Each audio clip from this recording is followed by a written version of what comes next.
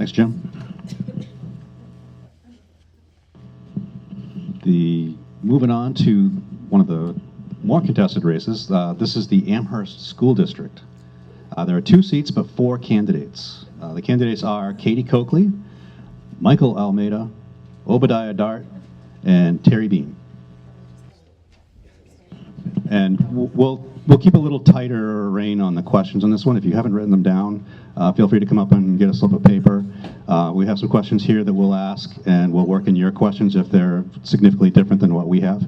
So I'm going to give each candidate 3 minutes to introduce themselves. You don't have to take all 3 minutes if you don't want it. And Charlotte will give you the 30-second warning when it's time. And we'll start with Katie. Hi. I'm sure everyone's like, make it faster than 3 minutes at this point. My name is Katie Coakley. I am a mom of a 5-year-old student currently at Clark Kindergarten. My husband and I and my son moved back to Amherst about 2 years ago from Boston, really to start our education journey here with our son. We chose Amherst for that reason.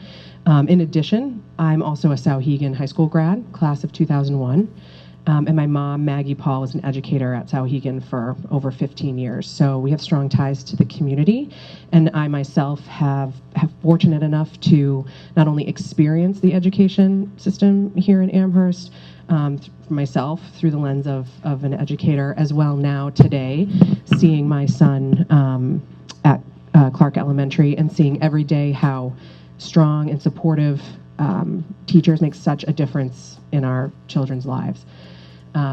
I also served on the Ways and Means this year, and was a great experience getting a deeper dive into the budgets and the decision making and all of that that goes into decisions that are made by our school board and throughout the town. And I spent my career in healthcare, helping employers of all sizes navigate offering health insurance to their employees, which is the second most expensive line item at any business, in addition to salaries. So with that, we take a lot of consideration into, what's best for an employee and their family, but also marrying that with what a business can support from a budget perspective. So, through that lens, I hope to be a member of the school board to not only continue to foster the amazing education system that I experienced myself, but also that my son is, with that balance of trying to figure out what we can come together as a community and support. So, thanks.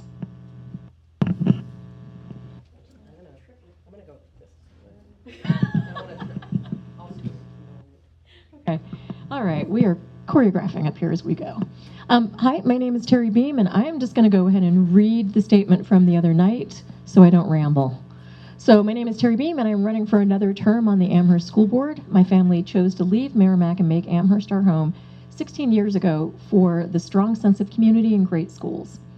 I work remotely as a technical publications manager supporting wireless networking technology, but my passion is local volunteering, and a lot of you, we have crossed paths in that realm. And so some of the roles have included PTA board member and room mom, Sauhegan Community Council, and senior project panel. I have 4 seniors right now doing some really fun projects. ASB Ways and Means, which is a great way to start and get familiar with budgets, because that's one of the biggest things that the board does. We own the budget, and we hire the superintendent, and we set policy. Those are our 3 major things. So understanding it really well is a huge part of it. Town coordinator, team manager, and tournament director for New Hampshire Destination Imagination. I will actually be running a tournament at Sauhegan during the Republicans gathering for candidates. So today, thank you very much, Dan, for shifting the agenda so I could be involved. Every Saturday morning, I actually am usually either moving physically myself or helping to decide what's going out for the Home Starter program, which is something that I co-founded and I coordinate, and it provides furniture and other necessities for newly housed individuals in southern New Hampshire, mostly Nashua. And so that's also why I look like the country cousin up here, with everybody else a little dressed up, so sorry about that. But it's very practical. Let's see, I'm a founding member of Amherst Makerspace over at the middle school, past president of Amherst Junior Women's Club. I'm on Sauhegan CERT, which is the Community Emergency Response Team. I'm the World Service Committee Chair at the Congregational Church. I'm on the Amherst 4th of July Committee, and I serve as a CASA GAL, which is a court-appointed special advocate, guardian ad litem, for abused and neglected children. So I mention all of that not to toot my own horn, because I really hate this part of it, I'll be honest, but just to help explain that everything I do comes back to children and community. As a school board member, I base all of my decisions on what is best for students and reasonable for taxpayers. I collaborate, listen, and encourage open dialogue that looks for common ground. I would say that as the only current sitting board member, I absolutely expect you to judge me on my actions on the board as opposed to what I would like to do. I think that's fair. And so I have led the committee that recommended changing school start times to allow all students to receive enough sleep and be in school during their peak learning windows. I support the framework for success, and our test scores are rising in our district. I am the current chair of the Amherst Building and Grounds Committee, and this year the board is putting forward articles that address immediate needs while supporting continued long-term planning. Terry, 30 seconds. Thanks. So together these measures provide short-term relief and preserve flexibility as we continue working toward a phased long-term facilities approach that reflects community feedback and can earn broad taxpayer support. So I absolutely understand that our facilities are top of everyone's mind, and I do think that we have tried lots of different things, we've learned a lot, and that will continue to be the major focus of this board moving forward. Thank you. So I'm Michael Almeida. I've been in town for about 9 years now. My wife and I moved here largely for the community and the schools as well. And so I'm a father to 2 young children. So I have a 3-year-old and a soon-to-be 2-year-old, and my daughter is going to be going to Clark in September. We're really excited about that. Other than that, I have served quite a bit in the community as well. So serving on Ways and Means currently. I've also served on Building and Grounds for both Amherst and Sohegan. I'm also a military veteran, having served in the Iraq and Afghanistan wars. So many of you may know me, but what I really bring to the table is a data-driven approach to problem solving. I think it's super important that we look at a lot of the data presented to us and have long-term strategic plans based on that data, but also making sure we connect to the community, connect to the people we serve. I don't necessarily agree with the other candidates when they say that they need to figure out what's reasonable to taxpayers. I think being on the board is about a balance between students and taxpayers. It's not just what taxpayers can bear, but what is the right balance between the students and the taxpayers in town. And so I think that I bring that expertise to be able to get to that balance. I also believe that we are at a critical juncture for our schools, for our facilities, for our long-term planning.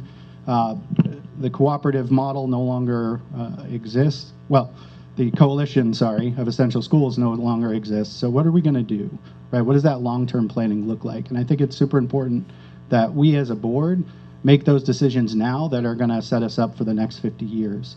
And so we first need to figure out how we're going to educate, and then we can help figure out what buildings are going to support that. So appreciate the time, and looking forward to the conversations. Thank you. Hi, my name's Obadiah Dart. I've been in Amherst, I think we're at 20 years this year in 2026. So I have a daughter, 5 years old, 14 and 16, in Sohegan High School. We've had a great experience, both in the town, educationally as well. My background is civil engineering. I've worked in construction management down in Boston, and then run a company that basically advises people that lend in construction real estate development projects, verifying adequacy of costs, plan review, things like that. So that's what I've been doing for the last 20 years. I've been on the Building and Grounds Committee for the past 2 years, and I think everyone has a real tough choice, all the people that are up here. I've known Terry for a number of years with my kids in Destination Imagination. I don't know when you sleep. God bless you. She's involved with church and everything else. And again, I've only recently met Katie, but she seems great, and being a townie and everything I think is awesome. Michael, I don't know all that well, but he has been instrumental in helping me kind of work a little bit around the normal process with what I've been approaching. I think people have heard maybe we're doing something at Wilkins, or we want to. We'll talk about it in a little bit. But What I would say, for myself and kind of, what I'm looking to do as part of this is, really looking hard at our facilities. Obviously, everything else, again, being an engineer, you learn how to learn. I plan to, review philosophies, this and that. But philosophies don't matter if there's water leaking on your head or you've got kids bunched up with each other trying to learn, how to read better, IEPs, et cetera. And that's the challenge that we have at the moment. So I put forth this proposal and kind of gone out on the limb to get something done this year. I do believe that is going to happen. I think we are going to get that $37 million bond approved. There's work to be done. It's going to be a short time to be able to do it. But once that is done, I want to be there to make sure that it happens effectively, efficiently, for the most cost-effective way that can be approached to do it. I don't like meetings. I'll be the first one to admit it. Okay, business, whatever, a lot of times you do meetings, whatever. What matters is what happens in between the meetings, okay? That's when work gets done. That is the work that I've been doing, in the past 4 months, coming up with the plan and the approach that is a little bit unique, but I think is best for the community and most likely to pass. And so that is what I plan to do as a school board member, is to get this done, analyze these situations, and not have to talk about building repairs thereafter. So thank you. All right, thank you all. The first question that I have, and these came from various people, and some of them that were really similar got merged together, so if you don't hear the exact language you submitted, it's in here. During the last few years, student performance has remained below stated targets and behind other area schools. With the district's own assessment data forecasting only about a third of ASD students will be college ready in math and English by graduation. At the same time, Amherst's cost per pupil remains one of the highest among comparable districts. Additionally, ASD facilities were recently found to be seriously deteriorated, requiring significant investment to restore safety and functionality. If you're an incumbent, given this, what have you done personally to see that these issues are addressed and do not recur in the future? And as a challenger, what would you do to ensure these issues don't arise again? Give you all each a minute to answer the question, and then we can do a second round if it needs to keep going. Personally, I guess, I'm involved with my own children, right? I can't go around and tell everybody else what to do. But again, part of it starts at home. Part of it is, obviously making sure that, that the kids work hard. My mother's a public school educator. She's taught in Stevens, Lebanon. Every single day, she said, learn a lot and be kind. That's what I tell my kids every day, to go in, and approach life and school. And it's worked well for me. Listen, we had COVID, right? COVID was an absolute disaster, from educationally and public education, kids. There's things we're still kind of trying to figure out. Again, I think we have good teachers, right? I think Wilkins is ranked 27th. Mount Vernon is number 10, okay? Mount Vernon has space. Again, I'm going to go back to facilities. Also, again, with myself, physical education is important. I think that gets thrown out of the conversation a lot. Options 1 and 2, these others, we're going to drop down to nothing. Am I right at? Okay. Anyway, I'll do a lot. Yeah, so while I'm not the incumbent, I will say what I have done and what I will do. And one of the things that I have done is I'm working with Obi on his plan and trying to get all sides together and really find a reasonable approach to our facilities concerns and meeting the needs of all educators and taxpayers. Beyond that, for the educational outcomes, what I would do is drive to ensure success across the board. One of the things that I almost want to change is we were using NEWA. We've changed the test. I think we need to go back. We can't change the test in the middle of ramp of are we actually doing what we need to do to educate our students. I think there's a lot of work that we need to do to understand what we need to do better for those educational outcomes and how to align to specific standards and not change those standards as we evolve. There are values to leveraging other tests, so I think there's some more work that needs to be done to better understand how we can align to those. Beyond that, it starts with getting more involved, right? We need to get more into not just speaking to our administrators, but speaking to our teachers and our students and understanding where the data is not really showing. What do we need to learn from those educators, from those students, to really help achieve those outcomes? Thank you. Thanks. Those are a lot of things that are happening, right? So test scores, facilities, cost per pupil, like all of those things are, a lot, but as some people may have mentioned here, it seems to be, in my mind, maybe more of a holistic look at everything.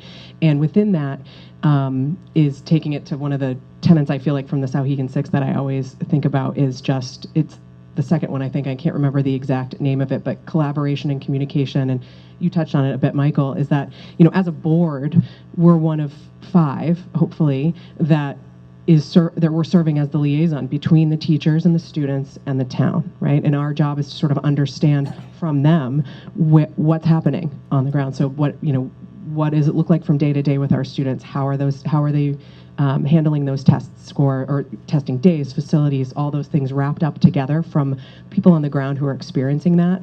And that's our job to sort of hear from them and hopefully, take next steps towards an outcome in that respect. But within all of those, I think having a collaborative approach and hearing from all of the key stakeholders is the first step towards that.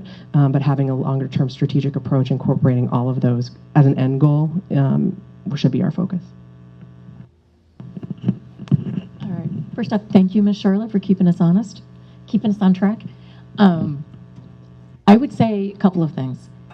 We have gotten back to basics in some regards. We're really focusing on reading right now because reading is the core of everything. If you read well, it also helps your math and your processing. It helps your science. It helps everything else you do. Reading is the foundation. And so we are pretty laser focused on our reading at the moment, and we're also looking really closely at our math program and how they align to make sure the kids are getting the right things at the right times as they move through our system. And one thing that has definitely changed for the better is that we, and this is a topic that came up from community council, was asking about transitions. And the transitions between the different buildings and between the different grades and between communities, even with Mount Vernon coming in, is really something that we have continued to focus on and strengthen. And we're doing much better, I think, curriculum-wise, saying, okay, let's align between Mount Vernon Village School and our Amherst schools and above. And so I think that we are making progress, and testing it gives you important data, but it also takes time away, so it's finding that right balance of testing to make sure you're getting the data you need. And I didn't get time for facilities, sorry. I'm sure there'll be another facilities question. Go around one more minute each. Go around one more time. We'll do one more minute each for each person. Oh, for facilities? Okay. Just on this question. Again, just going back to Mount Vernon, right? I think Mount Vernon is ranked 10, Wilkins is 27, right? Milan, New Hampshire is 26. The biggest thing, I feel like we have good teachers. I feel like we are doing well as a community. Our educators are top notch. We personally have had a great experience raising our children here. My 16-year-old is going to go to college, knows where she's going.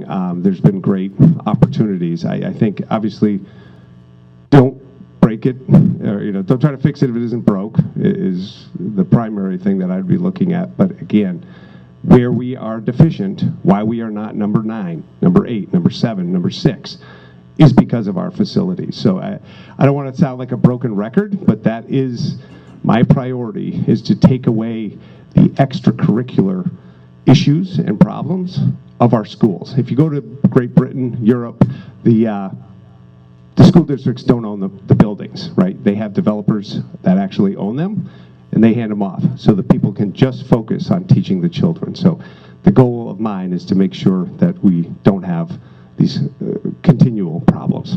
Thanks.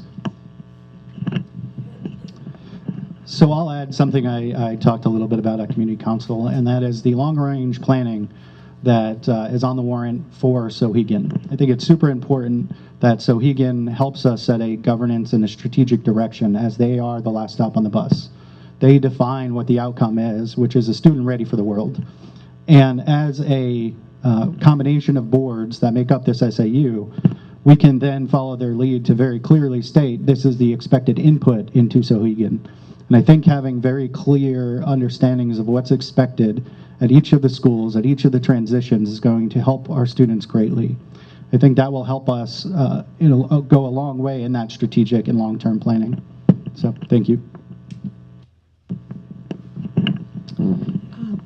I would add, almost to dovetail into the facilities spot of it as a mom of a student who will be entering probably the facility that is the least stable at the moment, Wilkins, as the only mom, actually, in fact, would be the only mom of a student on the board.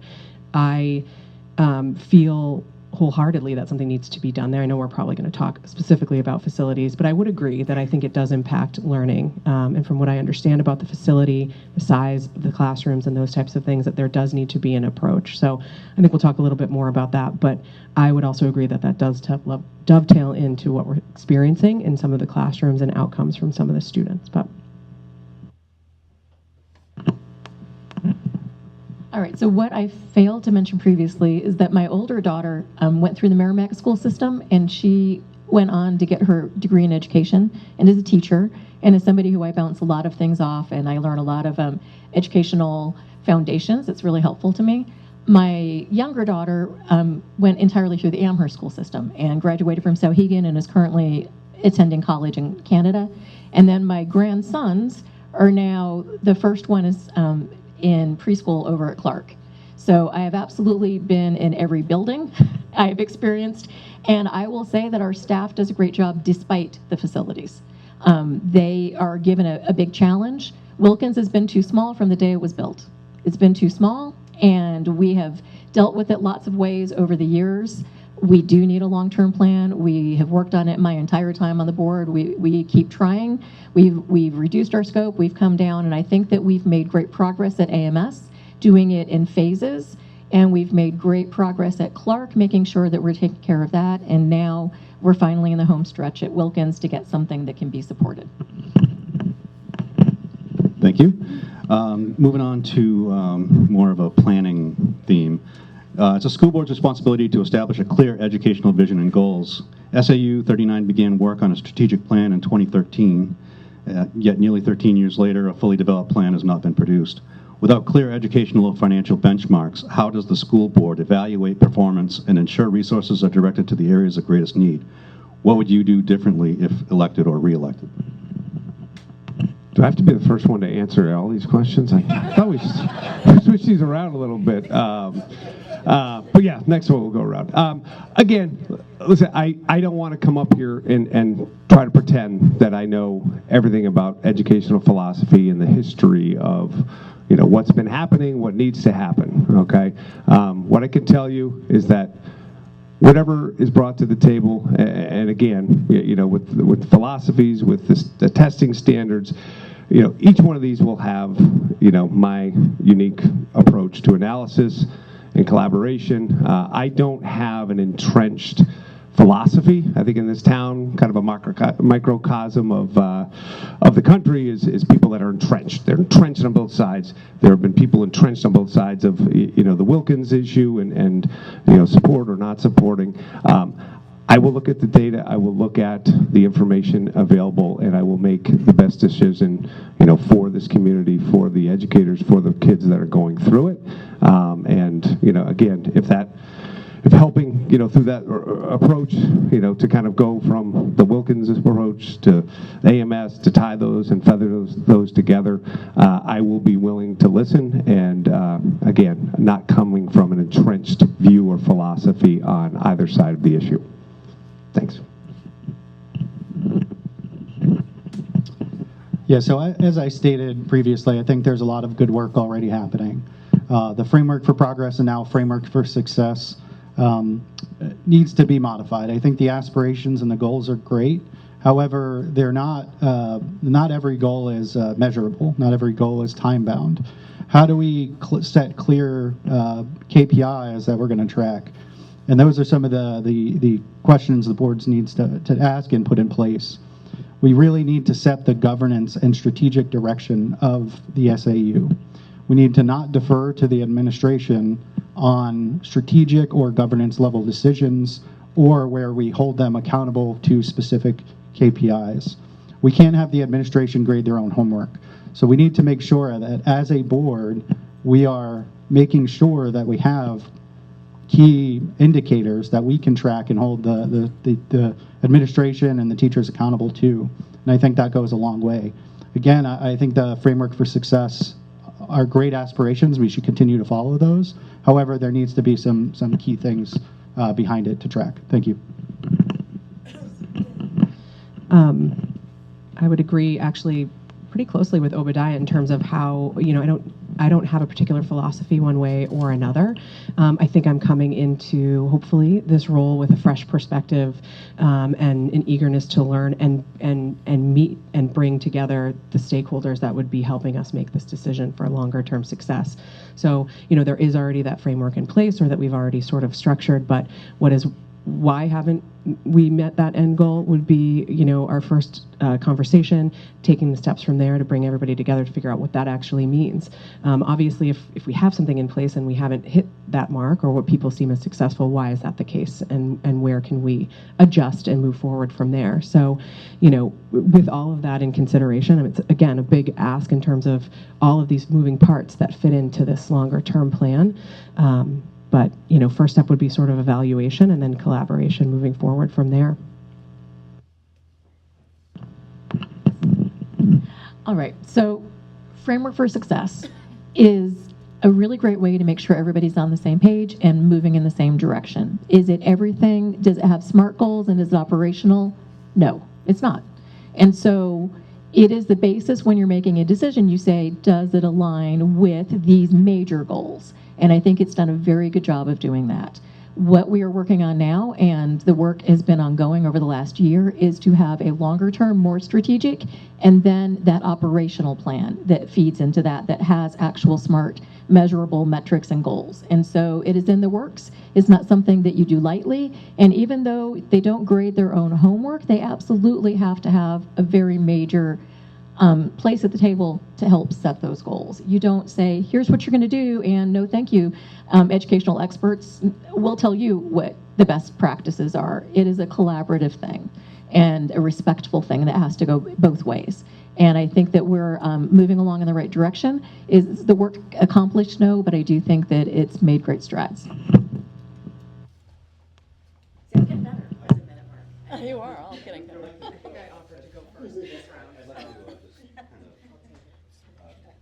You can continue to talk on that topic, but I'd like to transition a little bit and put something else in the discussion. The condition of ASD school facilities, especially Wilkins, has become a major issue. Do you support a project that focuses exclusively on the Wilkins building, or would you be willing to work with the Sauhegan and Mount Vernon boards to take a unified, long-term look at enrollment, space needs, and facility conditions across the SAU in order to develop a comprehensive strategy? This is another, a planning, but more of a facilities-based. Thanks. That's a good question. I think from what I understand of the scope of all of the buildings, there's things that could probably be improved or repaired or redone at all of them to some extent, right? I mean, I know the middle school is experiencing some leaking in the roof, and there's things that need to be addressed at that. So I think looking at the overall approach, we have to have a view of everything under our purview to some extent when we're making these decisions. But the more immediate need at hand, I think, is the Wilkins school itself. And so I know we have an article, a warrant article on for, a new amount of money. And I look forward to learning a little bit more about what's going into that. But, from what I understand and how the board would operate in that respect is that, if the town feels like this warrant article is something that they can support, then, as the board, it's our next position to take that, right? We can, have that amount up to, we could start the process of looking for project manager and companies to run with that and kind of execute on that. If not, then we have a unique opportunity where so many people in this town are involved at a level right now where they haven't been before. And that we just need to keep that conversation going. That one I could have gone first. We were talking education philosophy. Again, yes, this is critical. And the challenge I think we have, as a community and whatever is, let's plan some more. Let's think about this. Let's pay architects for conceptual plans for hundreds of thousands. There's 4 different architecture firms that have Wilkins on their website. And nothing's been done in Wilkins, right? Like, nothing's happened. 18 years we've had trailers, 10 years we've had failed votes, right? So I'm looking at this as, we're going to take care of this issue. I can go into it a little bit more when we talk about the $37 million plan. But basically, yes, to look at these other issues that we have and resolve them, I would want to take a look with everyone. And again, when you do things in bulk, you can buy them cheaper, right? It's the Walmart model. So if I'm doing a roof for Wilkins, and we got to get the middle school done, right? So basically, if I'm buying these roofs, I can buy that roof on the Amherst, the middle school for a much more effective price and lower price and get it all done. So those are strategies that I would, obviously try to look for and approach, get them done simultaneously. So yes, I not only do I support having everything looked at across the board, I've been involved in building and grounds both for Sohegan and Amherst to make sure that I am aware. Not only that, I suggested to the SAU board that they reestablish an oversight committee for all building and grounds, which they did. And so I do think it's important that we're all discussing this. We have science lab needs at Sohegan, we have roofing needs at the middle school, we have space constraints at Wilkins, and I'm sure there's going to be issues at Clark. It's an old building. So how do we look at all educational space to make sure we're using it properly and that it's meeting the needs of our students, educators, and balancing the needs of our taxpayers? Thank you. All right, so I have some obviously strong feelings about this one. One of the things that we were waiting on this year, quite honestly, on building and grounds on our end, was finding out Sohegan's programmatic review of their space. And the one thing that we would absolutely never want to do is just trade problems. To say, move all of your kids into your main building and now you're at full capacity and you have no flexibility, and we take over, say, the whole annex. If they felt like they didn't need that, it would put them at a disadvantage. There's no way to use the annex as is. It would need to be added on to, and there would be a cost to that no matter what. And I still have an aging Wilkins that I can't just not use. I couldn't move enough grades over that I wouldn't still need students in that building. And so, and not to even mention the fact that they're different teacher unions. Some are unions, some are not. They're different districts. There's so much that would go into it. So it's not impossible, but it is absolutely not an easy fix for any of this. And so in the meantime, I do know what we do need to do, and I think that the one thing that we put on when we realized we didn't have a full plan that was ready this year was putting on some additional maintenance at Wilkins and putting on some additional space while we continue figuring out a long-term approach. I lost track of where we were. I do have an audience question. I'd like to wrap up with this and maybe a couple of questions from the audience, and then we'll talk about some of the warrant articles, well, not bond articles, but warrant articles related to the Amherst School District. This is specifically for Mike. You submitted right-to-know requests that spanned years and cost taxpayers tens of thousands of dollars. Can you address this and how it might conflict with your presentation of fiscally responsible? Can't read that last word, but you get the gist. I do. So first, the request I had, many people said was a fishing expedition.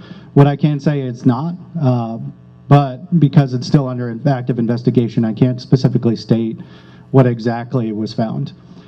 I also reached out to the administration and provided them with tooling to make sure that they did not have to go to a lawyer, but that they could use the tools already available to them through their Google Workspaces services to make this happen for significantly less. So while I don't agree with the administration's approach to use a lawyer to redact everything, I tried helping make sure this was more streamlined, where many other people are able to do this for fractions of a cost that the administration did. In addition to that, I think it's it's important that anybody should be able to ask for these things. We should all be held accountable, right? Anybody should be able to request these emails. Anybody should be able to request these pieces of information to hold us all accountable. And I would hope that you all would hold me accountable if I'm elected to this board, and that we make sure that our citizens are aware, informed, and understanding what's happening. So thank you. All right, thank you. Before we take a question or two from the audience, because Mike got a little extra time, do you guys want to say anything? Just we're fair on time allocation here. There was one question about kind of the open enrollment and everything else. Again, going back to, facilities getting everything done. If we are the magnet, we want to be the school that everyone wants to go to, right? So that is part of this approach and part of the intent as well. I don't want to be number 27 on the list of elementary schools.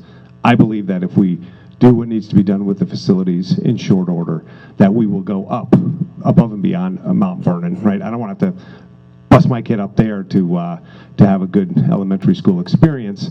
I think if we make this the most desirable place to be, which in effect it is, because we're paying all this money for $1 million homes and everything else, if we do this and get this done quickly and effectively, we won't have to worry about open enrollment or whatever comes up in the legislative body for the ability to leave. We'll just have to deal with the amount of people that maybe want to come.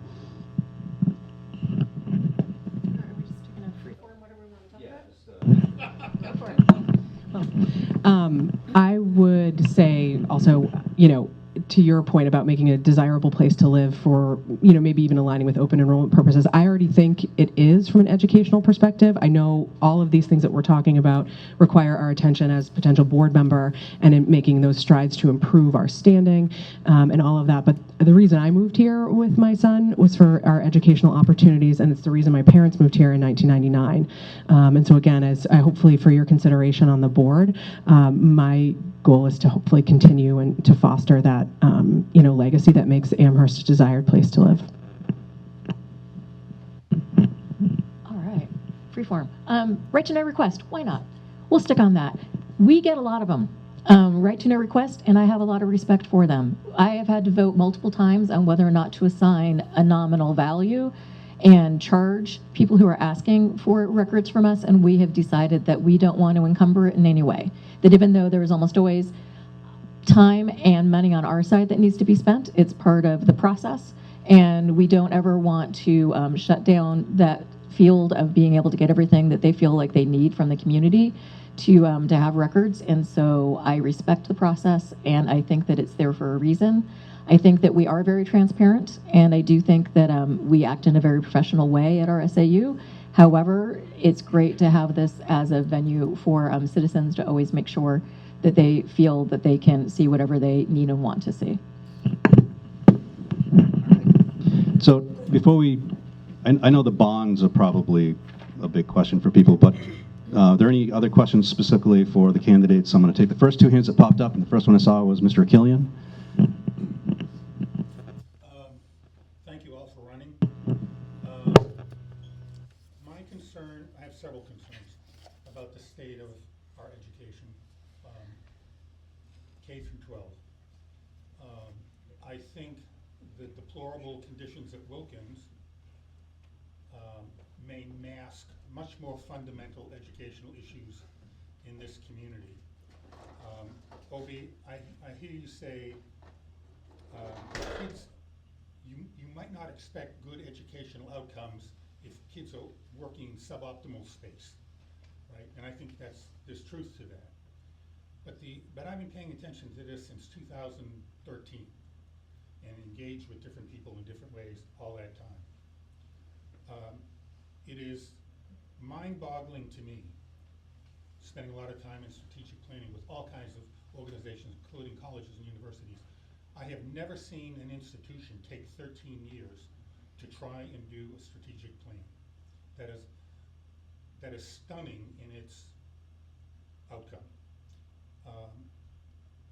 For 8 years, I've looked at test score results, me with your own analysis of how your kids are doing in K through 8.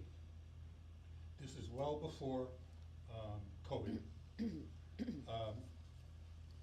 Again, mind-boggling statistic is only 1/3 of the kids who are in the K through 8 ASD system at any given time for the past 7 years have been forecasted to be college ready in English and math when they graduate from Sauhegan. That is abominable. Now, how did we get into this situation? 13 years without a cohesive plan across different educational methodologies, and that kind of pervasive, ongoing track record in this SAU. When I take a look at it, I say the issue seems to be that we have not had enough critical mass, strategic governance, leadership, and oversight either on the boards or in our school administration. And that to me is the fundamental issue here. It is not simply, should we fix Wilkins, how should we fix it, should we move Clark? Typically you would have facilities match the kind of educational activities you'd have going on in an institution. We have kids graduating today who've gone through their entire SAU 39 life cycle, not once ever being educated under a cohesive education methodology. That is the issue in this community, okay? And my question to you is, if you can shift your head away from the near-term issues of Wilkins, what is it you're bringing to the table to address those seminal issues? Thank you. And that's all the time we have for today. Sorry, Mike. You guys want to take a minute to discuss that? Or? Well, I think it's fair to let everybody take a second to touch on it, because I think you could all be dealing with it in the next 3 years. So what I'll say is I agree. A lot of what I've been saying up here is that we need a cohesive educational strategy and philosophy across the board. I do think there are spacing issues, and through research we still do need more space. So I think both truths can be true. I think we need to move quickly on both issues, right? And hopefully we can move quickly on the educational planning and strategy and philosophies, and then make sure that by using a build-to-suit model, we can meet the requirements of the facility to meet that educational philosophy or plan we put in place.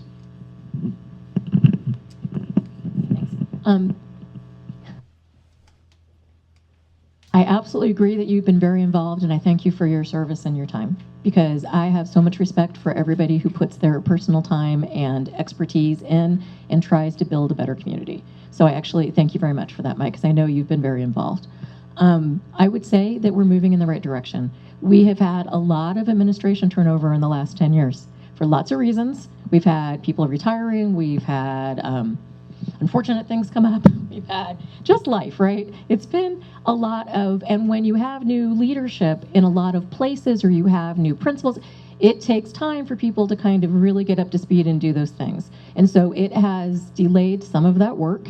And we did do a lot of strategic work, but again, we didn't get the operational part done, and that was a problem. So I do think we brought it back to basics. I do think that we are doing a much better job working between domain leaders and the grade level leaders and administration, and we have a great head of curriculum at our SAU level, and I think that we really are addressing this in a better way. We do have strategic work going on, and we are going into the operational phase of it this coming year. And so I think we're moving in the right direction. Are we everywhere we need to be? No. But I do think that we are absolutely going where we need to go. So I guess I would say initially, try to get a strategic plan going, because it's been 13 years. That would be my intent. Again, I don't know what goes into that and whatever's necessary amongst the various school boards, obviously, and the administration.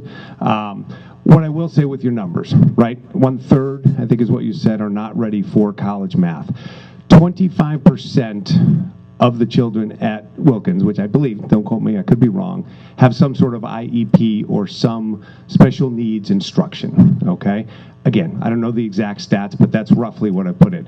We spend a tremendous amount of resources. However, if you are in a room with these kids and you're trying to help them learn math and learn to read, and that person's right next to you, okay? And again, these people are crammed on top of each other. you're not going to get those kids to learn how to read and do math. So we can have the strategic plan. I'm all for strategic plans, and again, I wasn't aware that we didn't have one per se. Again, I'm more focused on, with my own kids, and they've had, good success. But what I would say is, if we spread these kids out, if we give them room to be able to learn more appropriately, that number will come down, okay? That 33%. Again, I'm not going to be I don't want to be a broken record, but you have to have space to teach these children appropriately. And again, some of the things, every kid's got ADD and everyone's got Ritalin. Physical education ties into this. Everyone's like, oh, don't talk about sport. If you can have these kids blow off steam, if you have room for them to play and run around for an hour and throw dodgeballs at each other, I do want to bring back dodgeball. Okay, they're foam balls, okay? You can't get hurt with dodgeballs. Back in the day, it was rubber, that hurt, but you did learn how to catch. Again, that all ties in together, and those scores will become much better, I believe, at least in this area of the learning, the 1 through 4, okay, is having appropriate space to teach these kids. Yeah, I mean, I think I would agree that 13 years is a long time for people to not come together for some type of end goal or result. And I do hear Terry when she says, and I think it matters when administration turns over and when there's challenges within that it is more difficult to get to an end result or bring people up to speed to get to that end goal. I think, we kind of have to look at where we are right now, and that's 13 years without a plan, maybe a framework towards that, but that involves all of us sort of coming back to my Sauhegan 6 and collaborating together to get us there. I mean, I think there's really no other way, and I know that's sort of a general answer for everything, but we have a lot of key stakeholders within the group of administrators, teachers, people involved in the school overall that the focus this year is getting us in that position, and it does include a number of other things within potentially our purview, which would be facilities or would be different programs within that. So step forward. All right. I'm going to cut off questions on this. You can approach them after with the one-on-one questions, just because this kind of ran a little longer than I expected. We spend a lot of money in our school district, so it gets We do, and it's great. I want to move on to the bond, not bond, I keep saying bond, but it's the warrant articles. Two of them are pretty closely related if one happens and the other doesn't have to, but the two I want to focus on are the portable purchase and the $37 million bond for Wilkins. I'm going to give Obi as the author of the petition article for that, so I'm going to give him 3 minutes to introduce that and talk about it and why he did it and all the whatever else he wants to say. So it's going to kind of be the same rule as introducing yourself as a candidate. You get 3 minutes and then 30 seconds to wrap up, and then we'll take questions, and you can all participate in the questions or make comments as board candidates, but we'll also open it up to the audience. So Obi, you get. Yeah, I have to leave. I'm really sorry. No, just You get 3 minutes. So I didn't bring a PowerPoint, kind of like I had done in the deliberative and the other sessions, but basically, again, we've had 18 years of trailers. My daughters have gone through the trailers. They are unsecure objects. They're not safe. It's not a great way to teach children. Again, we all know we don't want them. 10 years, we have been trying to get something done to expand and give the space that we need, for the community. I've been on the periphery of that. I voted for all these different plans, not intimately knowing what was involved, what exactly the design process was, right? It's different and unique than it is in the private world. You have educational specifications, which are derived by the SAU, which are done with the best of intent to properly educate our children. You give it to an architect, they design it in a vacuum, and then you hand it out to 3 people for bid and kind of hope for the best and get the bond, right? So, this year, there's going to be an OPM involved. It was a very shortened period of time. I have experience as well as consulting, building as well. I've invested pretty much everything I've ever made into properties into this town, and I pay a good amount of tax that goes towards, funding these various ventures. I thought to myself and said, what can we do for $10 million to just not pay $1 million for more trailers, right? To just add to this building and and just get some space, right? Not focusing on all the periphery items, but just what can we do?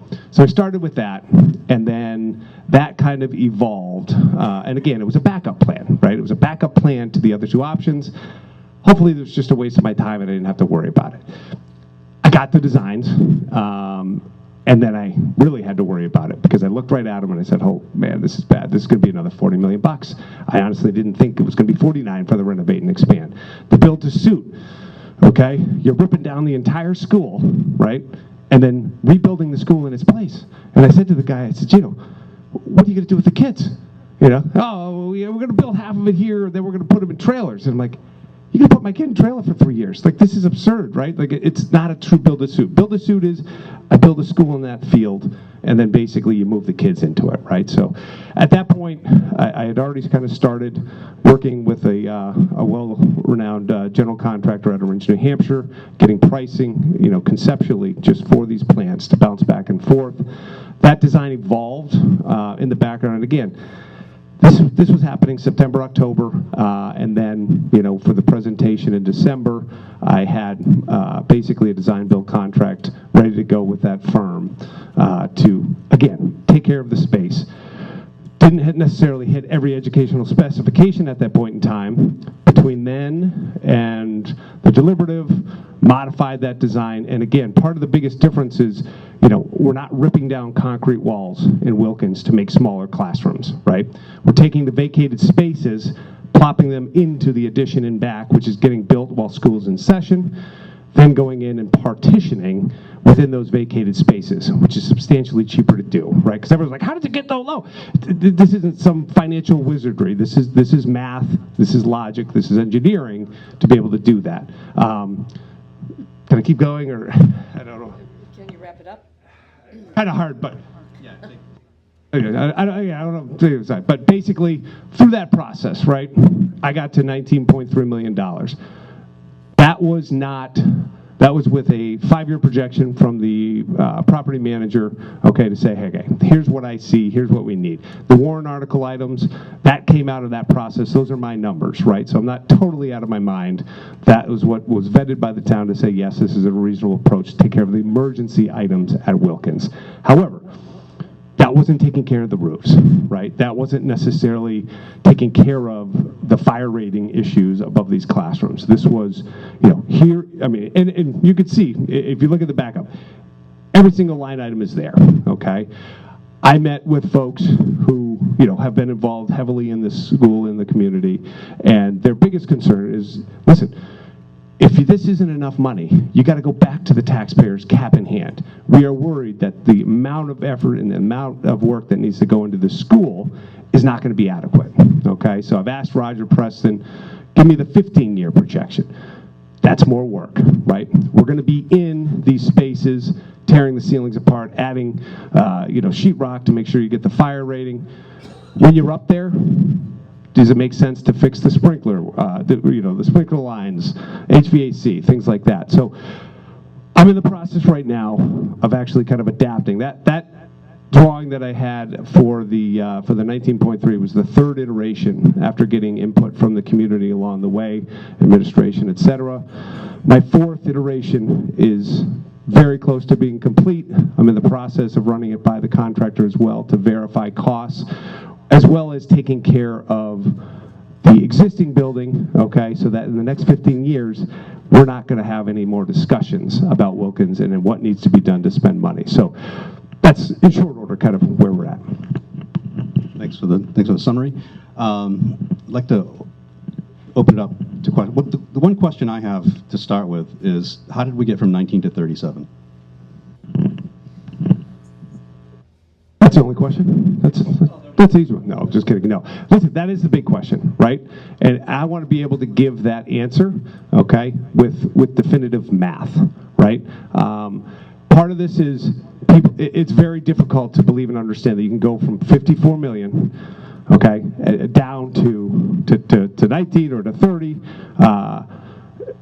without it being wrong, right? So again, you can get there very quickly. What I'm working on right now, what I have in my folder, and I'm happy to show people kind of after, is to basically look at this in a holistic manner. If I'm going to be doing the work in the summer, the original intent was to get this done in the summertime, right? If I've got to go and gut the upper ceiling, okay, and go all new MVPs, which potentially may need to be done, re-insulate, et cetera, it's going to take longer than that summer. That design iteration that I had has EPDM, internal roof drains, okay? You don't want that if you can avoid it. If you can shed the water off the roof, that's a lot better. What I'm designing right now, all these other designs had 4 million of trailers, okay? Literally, these kids in trailers while the work's underway. I'm looking at taking that money and adding more square footage to be able to move kids within the school. If I got to take a wing that goes into the school, calendar year, we can move into that space. We're also going to have basically more offices and kind of areas where you can teach these kids individually and have meet or exceed. We're going to exceed ed specs with this revised design. When this is all done, there will be space. There will be extra space for future capacity. I'm in the process right now as well. I believe that we'll be able to potentially absorb kindergarten within this updated design, as well as take care of the Wilkins facility in perpetuity for the next 15 years with no maintenance. So that is basically the breakdown of where we're getting. I still do believe, I can't say with exact specificity, that we're going to write a check back as well, which has never happened in the history of public work or government. So I'm going out on a limb by saying that. Derry? Yeah, I mean, Obadiah, you put your proposal in very late in the process where it couldn't go through any kind of vetting by the board, no professional vetting, anything. And so consequently, the board voted it down 0 to 5. Then we came to deliberative session, somebody just literally walked up to the microphone and said, let's make it $37 million. Now, I don't know if that was pre-planned or if this person just thought it was a better figure. And the board again voted the $37 million down because to them, the reasons they voted down the $19 million, almost doubling it to $37 million didn't materially change their position that this was even a better idea. Now, I've talked to pro schoolers, no schoolers, everything in between, and a lot of people don't sort of like this idea of giving this new board a $37 million blank check. So I just don't see how that this was a smart move, that we shouldn't have waited for next year and used your incredible skills to come up with a plan that was fully vetted and that all the public had input into. So to me, this just sounds crazy. But you tell me, and the rest of the board members, tell me why this isn't crazy. Let's do 1 minute each, and I do want to get Sauhegan to a few minutes here. So just try to keep it as concise as possible, and Charlotte 1 minute each, and then we'll pass the microphone down. Okay, so what I would say, in my defense, this design has basically been done concurrently. This wasn't thrown in at the end. SAU has been aware. Okay, I've been dealing with Mike Bear the exact amount of time as these other two options. Okay, I have spent more time than the process of options 1 and 2. I know that's hard to believe, but that is the process, and that's what's happened. The school board, not everyone on the school board was genuinely aware of the intricacies and the detail that was in there. So I look at this as more kind of communication, okay? But I would also say that, school board has also supported all these other deals for the last 10 years. So I think I've doubled my odds. But in general, people are saying, hey, how are we going to, what's going to happen with this money? This is why I'm running to be on the school board, because I am going to make sure that the tenets of this plan take place. If we go back to the process, if we hand this over, yes, you could come up with another crazier design that basically ends up costing $50 million. I am not going to let that happen, okay? And again, people may not agree with exactly how that took place from the 19 to 37. I intend to justify those numbers as to what you will receive as a taxpayer, what I will receive as a taxpayer, as one of the largest taxpayers, that we are not going to be wasting money frivolously, okay? But we're also going to get a fantastic facility when it is done.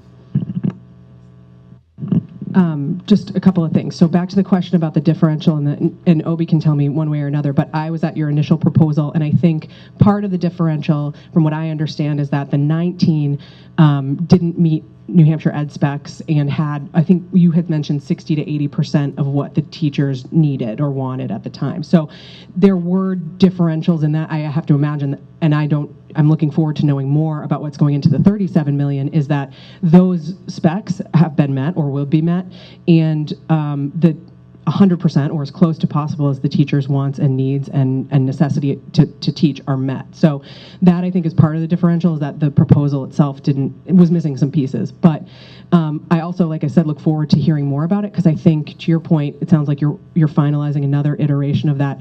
I would also agree that it is hard to visualize supporting any amount of money without an idea, like a clear idea of what I'm buying necessarily. And so that's me personally.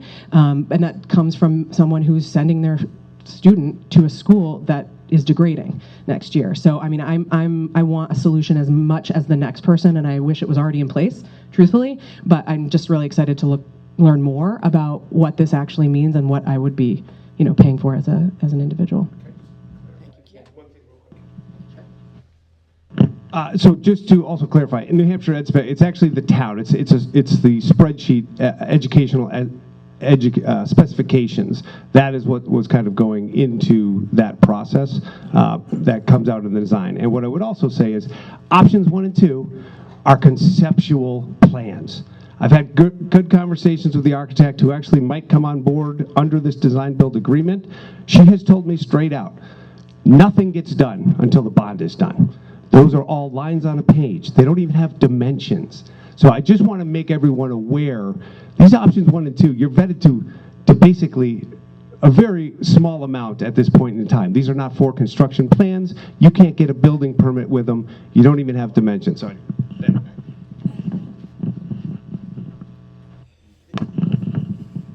I don't know. It seems like you're a little wishy-washy on this, Obi. Like you don't have any passion about this project at all.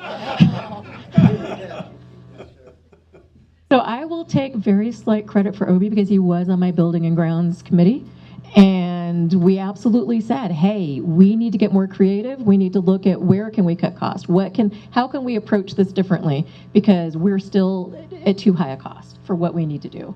And we did go ahead and engage an owner's project manager, which I'm very excited about, earlier in the process than we intended. It was always meant to be there, but it was going to be after the bond. And then we had several members of the committee say, hey, we've been in projects where having them on earlier really helps the process. So we said, great. And so we got them on board, and we're very happy to have them to consult with. And so I do think there are so many exciting, cool things about this plan, and having a simpler edition, and we looked at revisiting doing things inside of the building and doing more of a refurb rather than a build, so it was less disruptive. And so that was all started, and he's just gone further with it because he was able to go a little bit faster. But I do think we now need the time to fully explain it, right, and to go forward with it. So I actually am very much in support of a huge part of it, and I look forward to being able to speak to the community about it in a more methodical way. Yeah, I'll echo what a lot of the folks said here, and I think I'll take my time to explain how we got here, right? Building and Grounds started in June, right? This has been an issue for many, many years, and we didn't get started until June. OB started this pretty much right away, right? And so this was not a last-minute addition. This was through frustration that the board chose not to put anything forward, and that we were not able to get anything done through the year. And so many citizens came together, and there wasn't just one citizen petition, there was 2 on this exact problem. I'll also voice my frustration. Our last Building and Grounds meeting just got canceled. This is not a June to December problem. This is a problem until it gets solved. We need to keep working. We need to get people that are willing to do the work and figure this out. This is all time we could have been spending validating OB's plan, going through the process that we're told wasn't followed, and really making sure that we have something that all the voters can vote on. And when we put something forward, whether it's this plan or another plan, we should be aiming towards 80%. We don't want just supermajority. We want everybody in town to be behind this as much as possible. Thank you. All right. As much as I'd like to keep going, I think this is an important issue, and I know that we probably have a lot more questions, but I'm going to dismiss the board here. Terry, you can stay close by because we're going to move on to something else. Thank you so much. Of course, get contact information if you still have more questions. I'm sure all of them would be happy to speak with you offline if you wish. Next, I would like to move on to the Sauhegan School District. There are 2 seats available, and we have 2 candidates. One of them is here, so it's an uncontested race. I'm going to give Stephanie Grund 3 minutes to introduce herself, and then I'd like to move on and talk about the open enrollment districts. 1 o'clock is not a hard stop for us, so if you're okay with it, we'll keep going for a little while until we get some resolution to some of these things, and of course we'll have some time for one-on-one afterwards. But I'll hand it over to Stephanie. I'll try and keep it as short as possible. Many of you know me, Stephanie Grund. I moved here in 2004 with my husband, who's sitting in the way back. Both our kids went all the way through the SAU 39 school system, so hit every single school, and yes, they were in the trailers then too. As part of Mom's Club, part of Amherst Junior Women's Club, a past president there, had 2 Girl Scout troops who went all the way through and graduated senior year, and ended up on Amherst Ways and Means Committee for a few years and decided I wanted to jump onto the school board because I saw the direction of some of the things that were happening at Sauhegan. This was over 6 years ago. And I had some concerns about grading, the teaching style, the direction we're going with transcripts and a few other things. So jumped on the school board, tried to make some change and differences, ended up working through, at this point, we're working on a revaluation and a whole revamp of the Sauhegan Constitution. So working with the students, the staff, the administration, and community members, trying to understand who we are as a school. We have a lot of work to do on that. The school was founded 30 years ago under CES principles. CES principles don't exist anymore. However, there are still some things we hold dear, and there's some things that do have to change. So this is why I'm interested in continuing staying on the board. I've been chair of the board for the past 3 years, and don't necessarily want to be chair anymore, but I love the work that we do, and I love the direction that we're headed, because we are working on strengthening our teacher evaluation systems, our instruction practice, our math scores, and also working on just the culture within the school and directing who we are. Thank you.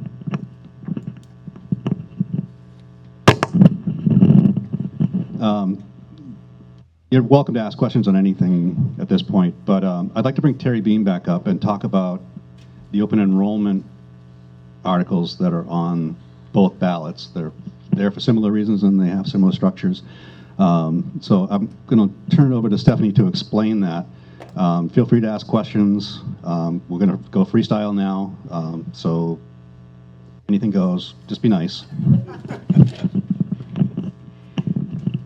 Okay, open enrollment. So some of you have probably heard about open enrollment becoming part of many school districts. It started last October as a conversation because the Supreme Court ruled on a Pittsfield versus Prospect Mountain School District issue. Prospect Mountain, a few years ago, decided they were going to be an open enrollment school, and they decided they were going to accept students from other school districts. There were kids from Pittsfield who decided they wanted to go to Prospect Mountain. Pittsfield is not an open enrollment school and did not declare themselves an open enrollment school. And the only way you declare yourself in an open enrollment school is to put it on a warrant and your voters vote on it. So when the kids from Pittsfield went to Prospect Mountain sent a tuition bill to Pittsfield. And the tuition bill is 80% of Pittsfield's cost per pupil would then be paid to Prospect Mountain. So Pittsfield said, oh, nope, we're not an open enrollment school. We don't owe you anything. Those kids decided to go. Went through the court decided, nope, if you were not declared an open enrollment school, your kids can still leave and you still owe the tuition because you've not said we're open enrollment and 0 kids can leave. So they did owe the money. So here we are. All the schools went, oh boy, what are we doing here? Because as soon as one of your local schools, Bedford, Hollis, declares they're going to be open enrollment and accept kids, what happens? We don't know. We think of Sohegan as a destination school because we do think about the whole child while we work on academics. And we have CTE programs, and we have ELOs, and we have AP classes, and we have dual enrollment, and we do a lot of things. Not every school does it that way. So we hope we're the destination school, but we don't know. So we, along with Amherst School Board, have all decided we're going to be an open enrollment school. RSA 194D allows us to say in the warrant article, what do we propose? So we said 0% of the kids can go out, and Sohegan said 2% will accept in. That's 15 kids. It allows us to figure out a process, and the 0% out is really just a pause, because we're kind of going, we're not sure what all this is going to look like. And what would happen is 80% of our cost per pupil would go to some other school district. That's your taxpayer dollars. So $20,000 from Sohegan would go to other school district if you had one student leave. If you have two students leave, you got $40,000. But what happens if you don't have any other kids come in? Your cost per pupil goes up because cost per pupil is an average. You don't take out $20,000 because a kid leaves. You're not getting rid of a teacher. You're not getting rid of your PE or any of those other expenses. So the concern is we're taking taxpayer dollars or local dollars and they're going somewhere else. So we said, wait, we need a pause. We need to figure all this out before we start sending money elsewhere. So that's what our warrant article says is 0% out, 2% in. The 2% is because we know other districts around us are all declaring themselves open enrollment schools. Some of them are saying different things. Bedford, I don't know what they finally did. I need to go look, but they were talking about that they would take, I think it was up to 5% of their IB program. So they have an international baccalaureate program. They would accept students into that program only. But they'd also let kids leave. So Hollis Brookline's saying 0 out, they take some kids in. It's all over the place because we're not sure what's going on. So our idea is let's pause, make sure we don't charge our taxpayers extra money, and let's figure out a process going forward because education's changing.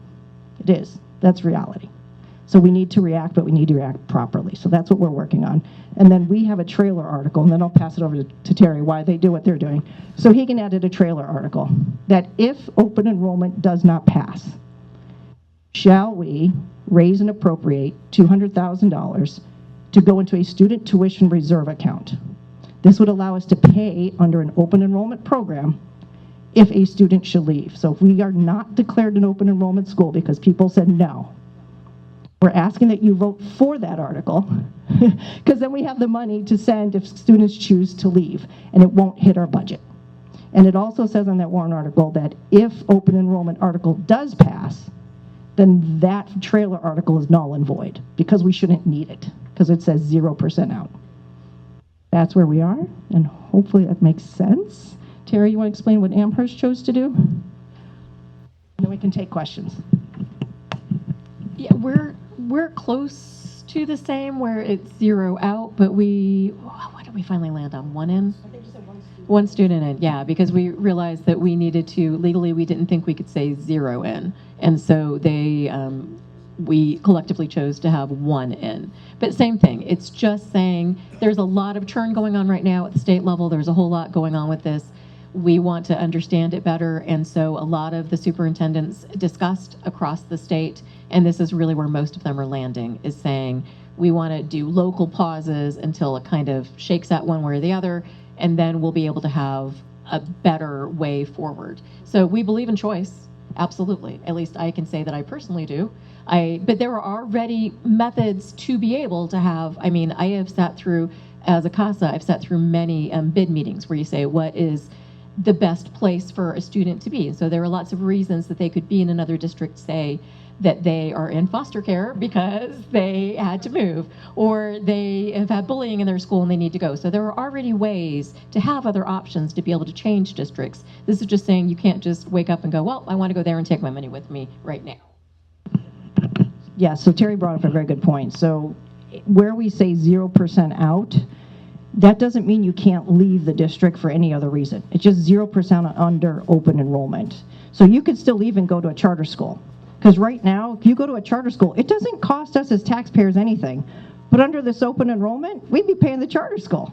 So it would now start costing you something that we don't typically pay for. Students can leave for manifest hardship reasons. That's through the school process. You work with the administration and superintendent. You get approval for that. And yes, that usually shows up as a tuition payment. People can choose to leave on their own to go take an EFA or go to a private school. That's your choice. So yeah, there are still choices. So the 0% is just under an open enrollment program. Yes. This is complex. How are you going to convey all this to the more than 20 people that are here?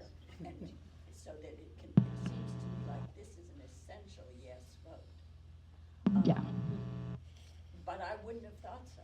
Yeah, so it is in the voter guide that's going to come out. I'm also going to the PTA, PTSA night to talk about budgets and all our warrant articles as well.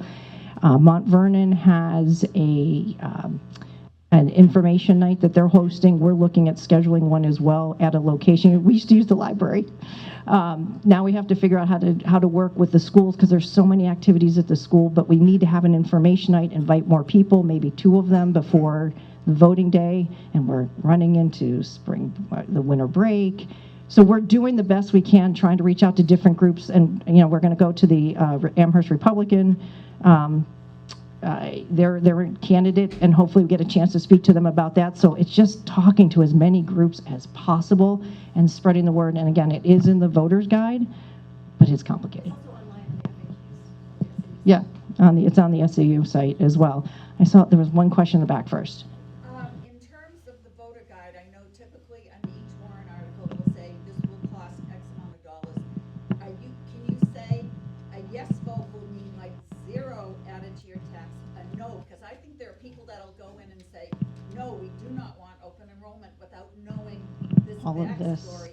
A no vote means that any amount of money can be going out. Do you know what I'm saying? Yes, so the issue is, so this is actually one of the things, being a state rep and being on municipal county committee, we cannot add commentary to warrant articles. So we cannot say, please vote for this because, or please don't vote for this because. We're supposed to only give factual information that guides the voter for the information of what they're voting on. So that's tough. My understanding, there's a new legislation wending its way through. I think we've discussed this before, where they're going to pass something where the schools have to let anyone leave, and they're going to take all of their tuition with them. You can still put a fence up and say, I'll take 1 student, 5%, but the way out is going to be, we'll have no control over whatsoever. So I just thought, Right. being in the legislature. So let me speak to that. So this is something that's completely out there, but there is HB 751. HB 751 is a bill that was held over from last session. And they're trying to, they were originally amending it because you may or may not have heard that it's the Parental Bill of Rights bill. And in the Parental Bill of Rights bill, they made it difficult for families to be able to videotape and record, even if you go to a choir concert, to a basketball game, and you cannot distribute it. That's currently what is in the Parental Bill of Rights. So they took a bill they held last year that's a different version of the Parental Bill of Rights, amended that. And when they amended it in the Senate, they added the entire language from SB 101, which is everyone is now in open enrollment school, period. And your entire cost per pupil goes to the sending district. Not 80%, but 100%. Goes to the receiving district. So this has huge tax impact potentially because there's nothing that says when a child decides to go, they could go in the middle of the year. Now you got to come up with another 25. You could have 5 kids leave. It's also silent. All of this legislation is silent to special education. There is an assumption, because of how other legislation kind of reads, that special education costs would be covered by the sending district. But all this legislation is silent to that, which means this receiving district could be paying for every single cost of that special education student. What if there's tuition costs now for them sending them out? Your OT, your OP. I mean, there's a lot that could happen with this bill. Where it sits now is what we heard is that the governor said she won't sign it the way it's currently written. Thank you. However, it's still potentially being worked on. The only thing that's going to happen when the Senate decides that they are happy with the way the bill is and they vote on it, it'll come to the House, and House will vote to concur or not to concur. There will be no floor debate. None of this bill had a public hearing. None have had input from any residents across New Hampshire because it was a Senate floor amendment. Yep. Thanks. Charlotte. What is the chance of that bill going through before our March vote? Good question. We don't know. We don't know if they're holding on to it until it's too late for other schools to react. I mean, it's pretty much too late as an SB2 to react because our deliberatives have set our warrant articles. Those small towns that are our town meeting, they still have a chance to amend their articles right in their town meeting. But right now, anything's possible. We have absolutely no idea. I also read something that said if there was a differential between what the outgoing school pays into, per pupil versus, let's say, and I have no idea what the area towns are, but let's say a kid goes to Hollis Brookline and they charge $15,000, they spend $15,000, Amherst pays $14,000, that the parents would be responsible for the differential. Is that still the situation? Like a tuition cost that parents would have to pay? Right, that was in the language that was amended into HB 751, that they could. The school district doesn't have to, but they could ask the family to make the differential cost up. The one benefit I see of open enrollment, and it's very slight, but it's an important one, is that trade schools, children that would want to go to trade schools, I just don't see much opportunity here for them. So you're talking about CTE program, like vocational CTE programs? So Hegan currently has 43 students in CTE programs that we pay $70,000 total for 43 students. So if those 43 students decide through open enrollment, hey, it's a lot easier to hang out at my open enrollment school and stay there, you could be paying $20,000 to $25,000 per student to that school. So what are these students studying? Anything from hairdressing to veterinary to food service to computers to like nursing. Yeah, we have multiple students go through an LNA program. Yeah, aviation is a new one that's, yeah. Electrician? Yeah, a lot of times they go through those programs after they graduate high school because of age restrictions, but they can start working through some of the program work. Yeah, they're actually really good programs out there through Nashua, Alvern, Manchester, Milford. Some classes they do like before school, high school. Mm-hmm. Yeah, and we have a junior ROTC program that we do with Alvern. Do they have to travel there? Yes, so Hegan will pay for transportation, or we can reimburse the student to drive themselves.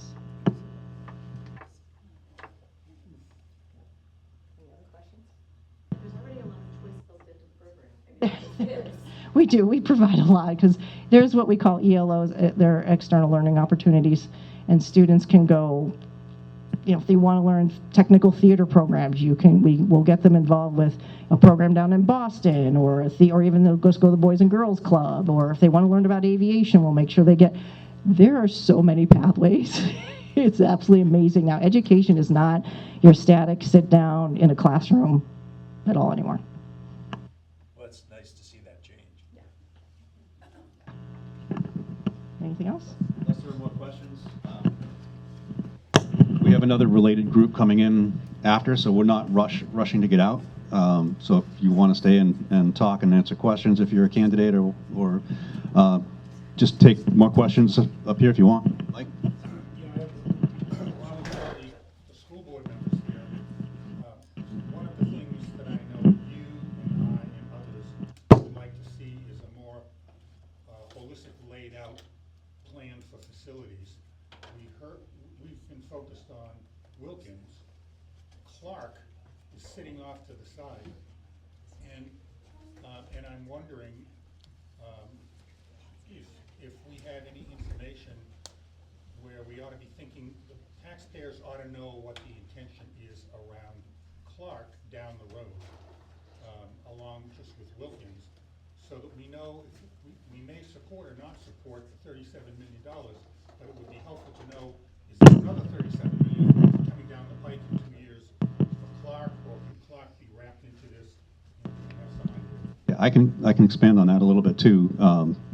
Back in 2022, we had a presentation during the budget process at Sauhegan that the heating system in both the annex and the main building needed to be upgraded, and that was going to cost like $17.5 million for the main building, another $5.5 million for the annex, and then that was never mentioned again after the Wilkins project came up. So we need. I agree with Mike that we kind of need to know what are the other shoes to drop, and that's why we brought up a lot about a comprehensive facilities plan, because we need to know how much each one's going to take in the future as well. I guess my follow-up to this is, some people have been saying Obie's idea for the $17 million or $19 million plan is great. Now we have this addition sitting on top. Maybe we need to take a little more time to understand that. And I'm not trying to derail this, I'm just saying, we know that Clark was originally proposed to be in the first Wilkins school. Then it's been left off, and we haven't heard anything more about it, okay? We know that Christian Hill Road is going to be developed, traffic's going to flow into where Clark is. It's going to be disruption in the village for 6 years. Maybe Clark shouldn't be where Clark is anymore. Maybe it should be part of a Wilkins campus, where Wilkins is now. But shouldn't we have some discussion and plans about that before we simply say yes to Wilkins? I think it's a fair question. I know that right now we have continued to address things at Clark as they come up. It has a newer septic because there was no other choice. It has a newer playground because we had to replace it after doing the septic. We have done remediation on any lead that we found in it and any asbestos. It has continued to be dealt with as it goes along, and it would need over time more modest additions that could be wrapped into an operational year and not require a major bond, most likely. And so we do have plans for continuing to have pre-K and kindergarten there. You are correct. The original plan was to combine over and make Wilkins a pre-K through 5th, and then we scaled down to just 1st through 5th, and now we have scaled down to keep it 1st through 4th as it is right now. And so at the moment, that is still the plan, but over the next year, that may change. But I will say that Clark is in much better shape, and that we have been able to keep up with the changes there as they come up. Okay, but forgive me, in talking with Obie at the break, Yes. I asked, what about Clark? Obie's view is Clark is almost defunct, that it's end of life and needs to be woven into this thing over time. When I was on ASC Ways and Means, we go to Clark, there's no cafeteria there, people are shuffling food back and forth. So how do we reconcile two different views of the same facility? End of life, we can handle it as we go along. There's a perfect world of everything you'd like it to be, where you have all of your elementary together and you have pre-K through 5th, which is absolutely what we were trying to do. When we realized we couldn't do that for a cost that the community could bear, we scaled back, and we have made the best that we can with the options that we have available to us. So Clark is not ready to shutter tomorrow. We have been taking care of it, and with some more modest modifications, it can continue to serve the population it is serving.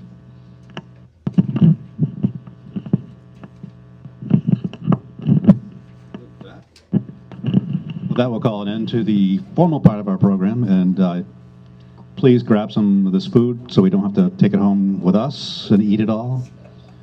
You're welcome to hang out and buttonhole some of the candidates if you want, ask more questions, just talk to each other. Or I can sit up here and sing.